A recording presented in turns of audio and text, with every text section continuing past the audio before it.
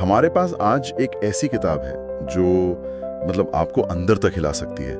Victor ई Frankel की man search for meaning. ये कोई आम किताब नहीं है। इसे एक मनोचिकित्सक ने लिखा है जो खुद एक नाजी कंसंट्रेशन कैंप में कैदी थे। सही। किताब के आप कह सकते हैं 2 हिस्से हैं। पहले में वो कैंप के अंदर के अपने अनुभव बताते हैं और दूसरे में वो अपनी एक थ्योरी समझाते हैं जिसे लोगोथेरेपी कहते हैं, जो उन्हीं तजुर्बों से निकली है। बिल्कुल। और मुझे लगता है इस बातचीत की नींव रखना बहुत जरूरी है। हाँ। क्योंकि ये किताब सिर्फ कुछ भयानक घटनाओं का ब्यौरा नहीं है, ये गहरी मनोवैज्ञानिक पड़ताल है। सही बात है। ये एक बहुत ही बुनियादी सवाल पूछती है, जब इंसान से सब कुछ छीन लिया जाता है तो उसके पास क्या बचता है? और फ्रैंकल का जवाब वो हैरान करने वाला है। हाँ, वो कहते हैं जो एक चीज बचती है वो है किसी भी परिस्थिति में अपना रुख चुनने की आजादी। और यही आज हमारी बातचीत का केंद्र बिंदु होगा। बिल्कुल। तो चलिए उस सफर की शुरुआत से शुरू करते हैं, ऑश्विट्ज ले जा रही एक ट्रेन से। जरा सोचिए, एक डिब्बे में 1500 लोग जानवरों की तरह ठूसे हुए, और माहौल में एक जबरदस्त डर और अनिश्चितता है। लेकिन फ्रैंकल एक अजीब बात नोटिस करते हैं। क्या? ज्यादातर लोग एक अजीब सी उम्मीद पाले हुए थे कि आखिरी पल में सब ठीक हो जाएगा। अच्छा। इसे वो मुक्ति का भ्रम या डिल्यूजन ऑफ रिप्रीव कहते हैं। मनोविज्ञान के नजरिए से देखें तो ये बहुत दिलचस्प है ना? ये जो भ्रम है एक्चुअली ये दिमाग का एक डिफेंस मैकेनिज्म है, खुद को बचाने का एक तरीका। मतलब एक शॉक एब्जॉर्बर की तरह। बिल्कुल। जब हकीकत इतनी भयानक हो कि उसे एक झटके में कबूल करना नामुमकिन लगे तो हमारा दिमाग ऐसी झूठी उम्मीदें पैदा करता है। लेकिन ये भ्रम बहुत जल्दी और बहुत बेरहमी से टूट गया। स्टेशन पर उतरते ही उनका सामना हुआ पहली पसंदगी यानी फर्स्ट सिलेक्शन से। हाँ। एक एसएस ऑफिसर बस खड़ा था और हर कैदी को देखकर अपनी उंगली से इशारा कर रहा था, दाएं या बाएं। और किसी को कुछ नहीं पता था कि इसका मतलब क्या है। कुछ भी नहीं। बाद में उन्हें पता चला कि ये इशारे जिंदगी और मौत का फैसला थे। सही। दाएं और भेजे गए लोग वो मजदूरी करने के काबिल समझे गए, और बाएं और भेजे गए लोग सीधे गैस चेंबर। और उस ट्रेन के लगभग 90% लोग हाँ, कुछ ही घंटों में मार दिए गए। जिस सहजता से ये सब हुआ वो सोचकर ही रूह कांप जाती है। और यहीं से उनकी पहचान को मिटाने का बिल्कुल वो सिलसिला शुरू हुआ। बिल्कुल। इसके बाद उनके कपड़े, उनका सामान, सब कुछ ले लिया गया, उनके सिर मूंड दिए गए, उनका नाम छीनकर उन्हें बस एक नंबर दे दिया गया। विक्टर फ्रैंकल अब डॉक्टर फ्रैंकल नहीं थे, वो थे कैदी नंबर 119104। वो एक बहुत दर्दनाक किस्सा बताते हैं अपनी पांडुलिपि, अपनी मैन्युस्क्रिप्ट के बारे में। हाँ, जो उनके जीवन भर का काम था। एक गार्ड ने उसे छीनकर फेंक दिया। वो सिर्फ एक किताब नहीं थी, वो उनका अतीत था, उनकी पहचान थी। और उसके छिन जाने का मतलब था कि अब वो कुछ भी नहीं थे सिवाय एक नंबर के। इस भयानक सदमे के बाद जो हुआ वो और भी अजीब था। कैदियों ने बहुत अजीब तरह से रिएक्ट करना शुरू किया। एक तरह का रूखा काला हास्य पैदा हुआ। हास्य ऐसी स्थिति में? हाँ, जब उन सबको नंगा कर दिया गया तो उन्हें एहसास हुआ कि अब उनके पास खोने को कुछ भी नहीं है। तो वो एक दूसरे को देखकर अपनी हालत पे हंसने लगे। अच्छा। और एक और चीज हुई, एक ठंडी जिज्ञासा, कोल्ड क्यूरियोसिटी।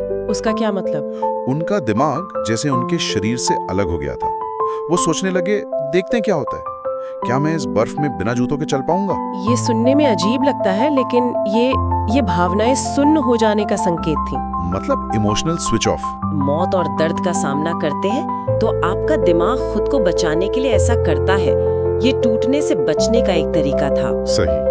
एक असामान्य स्थिति में एक असामान्य प्रतिक्रिया ही असल में सामान्य व्यवहार है। तो इस शुरुआती सदमे के बाद एक और गहरा बदलाव आता है। जब ये भयानक माहौल ही रोज की हकीकत बन जाए तो भावनाएं धीरे धीरे मरने लगती हैं, जिसे फ्रैंकल उदासीनता या एपैथी का दौर कहते हैं। हाँ, वो एक घटना बताते हैं जिसे सुनकर यकीन नहीं होता। कौन सी?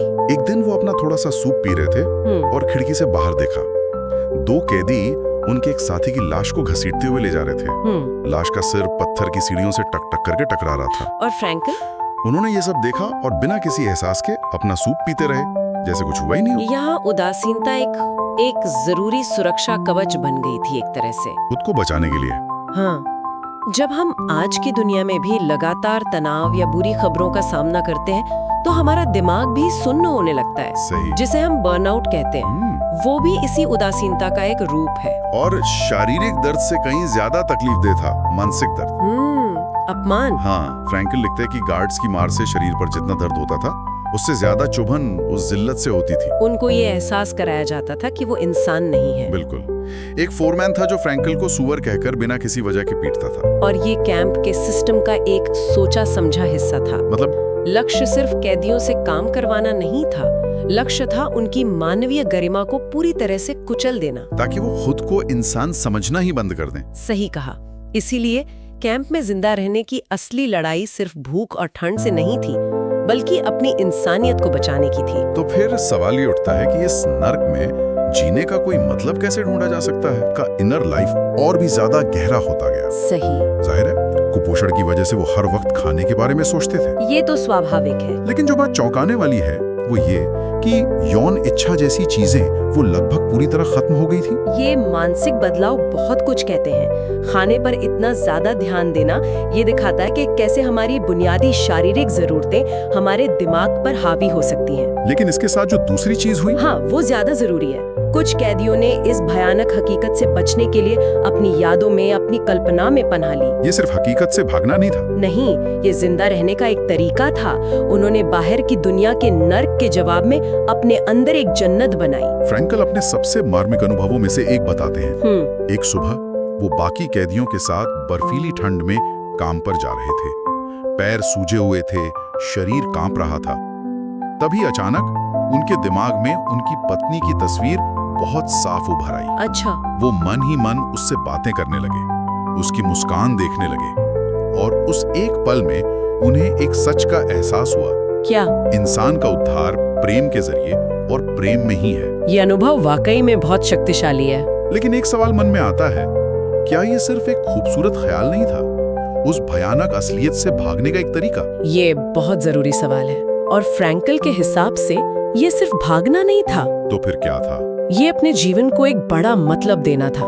जब आपके पास जीने की कोई बाहरी वजह, कोई उम्मीद ना बची हो, तो आप एक आंतरिक वजह बनाते हैं। वो प्रेम, चाहे वो काल्पनिक ही क्यों ना हो, फ्रैंकल के जीने का क्यों बन गया। और जैसा कि नीत्शे ने कहा है, जिसके पास जीने के लिए क्यों हो, वो लगभग हर कैसे को सह सकता है। उस प्रेम ने उन्हें वो ताकत दी जो शायद खाना भी नहीं दे सकता था। बिल्कुल। ये हमें बताता है कि इंसान सिर्फ रोटी पे जिंदा नहीं रहता, उसे जीने के लिए एक मतलब की भी जरूरत होती है। और मतलब खोजने के और भी रास्ते थे। मुझे ये जानकर बहुत हैरानी हुई कि कुछ लोगों ने उस नर्क में भी कला और हास्य में सहारा ढूंढा। हाँ, कैबरे? हाँ, कभी कभी बैरक में काम चलाओ कैबरे होते थे, जहाँ लोग कविताएं सुनाते, गाने गाते, चुटकुले सुनाते। ये बिल्कुल विरोधाभासी लगता है ना? बहुत ज्यादा। लेकिन यही तो इंसान के मन की ताकत है। वो हास्य एक तरह का विद्रोह था। ये उस सिस्टम को ये कहने का एक तरीका था कि तुम मेरे शरीर को कैद कर सकते हो, लेकिन मेरी आत्मा को नहीं तोड़ सकते। वो कुछ पलों के लिए ही सही अपनी तकलीफों से ऊपर उठ जाते थे। बिल्कुल। वो फिर से महसूस कर रहे थे कि वो सिर्फ एक नंबर नहीं, एक इंसान है। इतना ही नहीं, कुछ लोगों ने प्रकृति में भी सुकून पाया। फ्रैंकल एक शाम का जिक्र करते हैं, बवेरियन जंगलों के ऊपर एक शानदार सूर्यास्त का।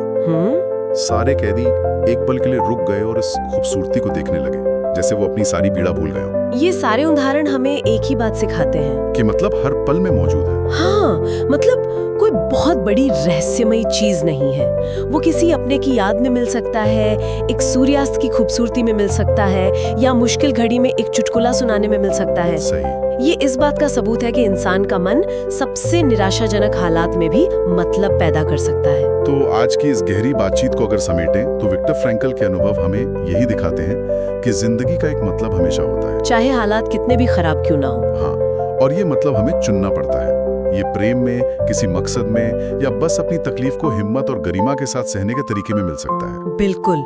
जब हमसे सब कुछ छीन लिया जाता है, तब भी एक चीज हमेशा हमारे पास रहती है, अपना नजरिया चुनने की आजादी। और मैं श्रोताओं को एक आखिरी सवाल के साथ छोड़ना चाहूंगी।